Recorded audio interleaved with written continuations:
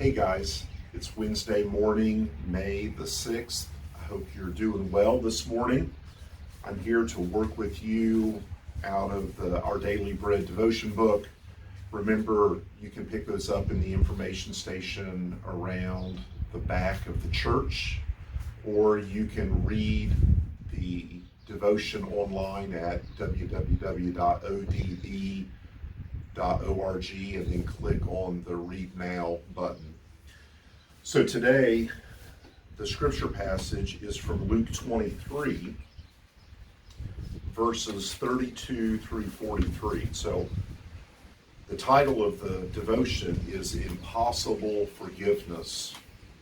I've always found that in the Christian life, forgiveness is like the linchpin that opens up the beautiful world of knowing God and living in peace and joy.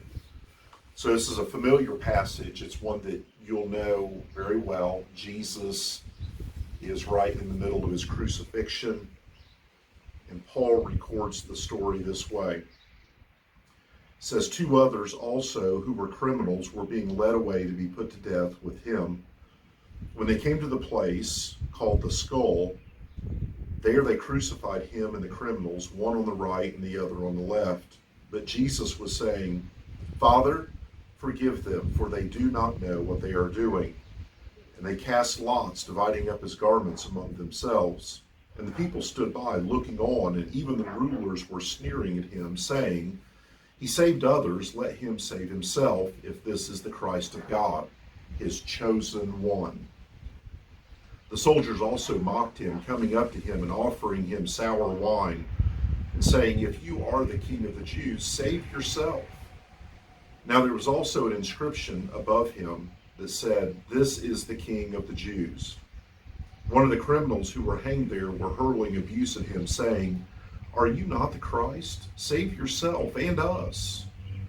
But the other answered, and rebuking him said, Do you not even fear God, since you are under the same sentence of condemnation?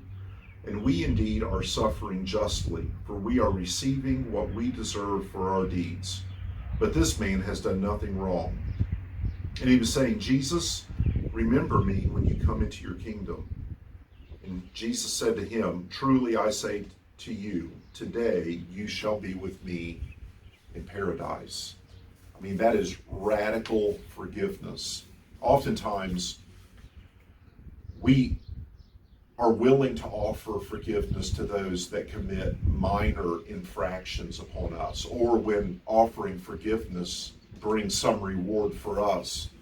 But Jesus calls us as Christians to offer radical forgiveness, to forgive people that have committed dastardly deeds, egregious acts against us. So the devotion for today, Impossible Forgiveness, says this. Liberators found the following prayer crumpled among the remains of the Ravensbrück concentration camp where the Nazis exterminated nearly 50,000 women. The prayer said this. It said, O Lord, remember not only the men and women of goodwill, but also those of ill will. But do not remember the suffering they have inflicted upon us. Remember the fruits we brought thanks to this offering. Our comradeship, our loyalty, our humility, the courage, the generosity, the greatness of heart which has grown out of this. And when they had come to judgment, let all the fruits that we have borne be their forgiveness. Wow. I can't imagine the fear and pain inflicted on the terrorized woman who wrote this prayer. I can't imagine what kind of inexplicable grace these words required of her. She did the unthinkable. She sought God's forgiveness for her oppressors. This prayer echoes Christ's prayer after being wrongly accused, mocked, beaten, and humiliated before the people. Jesus was crucified along with 2 criminals, hanging with mutilated body and gasping for breath from a rough-hewn cross. I would expect Jesus to pronounce judgment on his tormentors, to seek retribution or divine justice. However, Jesus uttered a prayer contradicting every human impulse.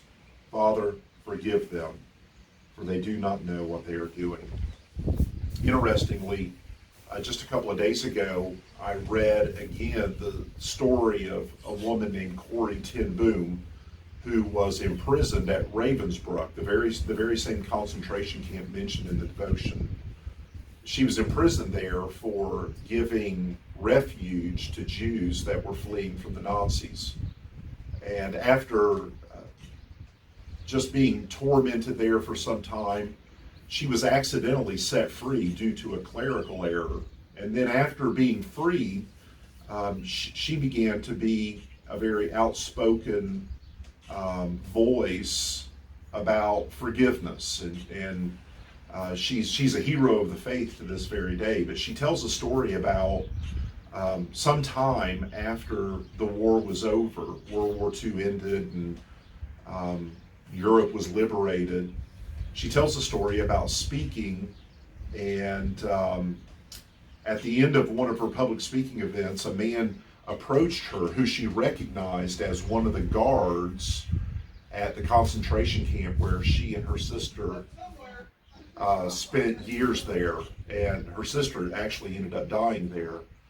But she tells the story of how this man approached her and said that he had come to Christ since the war had ended, and asked her for forgiveness. And in that moment of time, her heart was seized about how to respond. And ultimately, she not only extended him forgiveness, but used the term brother to refer to him.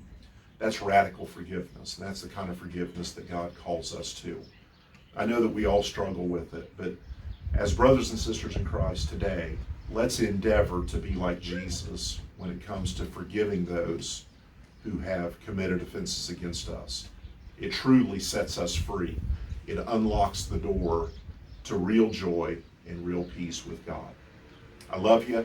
I'll see you tonight online as we do our midweek service together. You can see that at Facebook or YouTube. If you haven't liked us on Facebook, be sure to do that. Subscribe to our YouTube channel. I know it'll be a blessing to you. God bless you. Have a good day. See you soon.